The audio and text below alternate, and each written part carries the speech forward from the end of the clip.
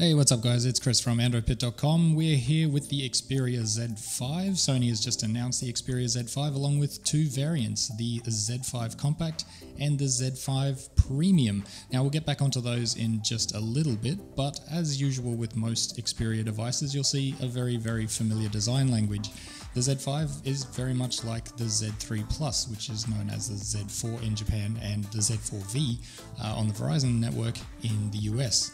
Now, Sony has focused on a few changes. They're not immediately visible, but there's 5 in there that we've picked up in our short time with the device. There's some design changes, there's now a finger scanner, there's some enhanced audio through the stereo dual front-facing speakers.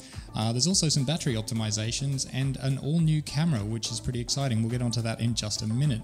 So, to take a look at the device, you'll see things are pretty much the same up the front. There's nothing very different on the front of the Z5 compared to the Z3 Plus. Same goes for the back. Everything looks pretty much the same on the back as well. The changes are really in the edges. So we've got a metallic frame on the Z5, but we've got a few changes in where the buttons are located. The biggest one, of course, is where the power button is now sort of elongated like a pill shape to house the finger scanner, and the volume rocker has now moved down closer to the dedicated shutter button as well.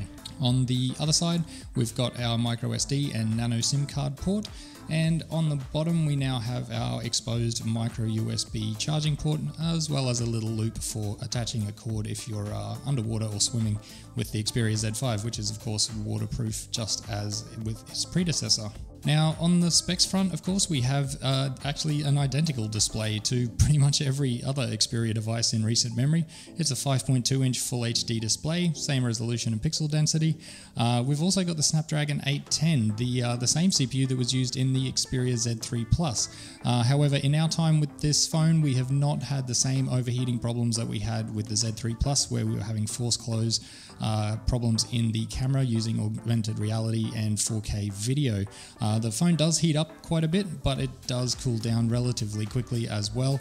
And as I said, we haven't had any force closes or crashing. So that's a positive. There's a big update going out to the Z3 Plus this week as well. So hopefully some of those problems in the Z3 Plus will be patched as well. On the specs front, still we have 3GB of RAM, just like the Z3 Plus. We only have one internal storage option, which is 32GB, but of course you've got a micro SD expansion up to 128GB. On the battery front, we've got a 2900 mAh battery, which Sony is claiming will get you through 2 days and 1 hour of battery life. That's a claim we'll be interested in looking into further in the full Xperia Z5 review, so keep an eye out for that. But one thing you should note on all of the new Z5 series is that there's no wireless charging. You can get quick charge, but you'll need to buy an optional quick charge cable for that to be good for you. Now, swinging around to the back, we've got an all-new 23 megapixel camera. It's incredibly fast autofocus, 0.03 seconds, and in our experience, it's incredibly accurate and very fast. In terms of optical image stabilization, Sony's gone a little weird here. They've introduced hybrid image stabilization, which they're quick to tell us is not optical, but they're kind of saying it's a hybrid of optical and digital, but from what we can tell, it sounds like it's pretty much a software-based solution, not hardware at all. But that image stabilization works pretty well in photos, and in video it's fantastic. And so is the autofocus in video, actually. The continuous autofocus mode is really accurate. It will instantly focus on any moving subject in a video, and in our short time with this device, it's been pretty impressive. So if we take a look at the other variants of the Z5, let's look first at the Z5 Compact. So much like previous compact versions of Sony's flagship, it's just a smaller package housing pretty much the same specs. There are a few differences though. Instead of a metal frame, we'll make a drop down to a plastic chassis. Of course, the display is not as dense either. It's a HD resolution and it's a much smaller screen size. You'll also lose 1GB of RAM, so there's only 2GB in the Z5 Compact, and of course the battery is also smaller. If we switch tack now and go up to the other end of the scale, to the Z5 Premium, we make the switch back to a metallic edge, but we also make the massive jump to a 4K display. Obviously it's got a much bigger screen as well, but 4K display is crazy. Obviously the best thing about that is that you can now watch 4K video, which you can record on your Z5 Premium, on your phone, which hasn't been possible before.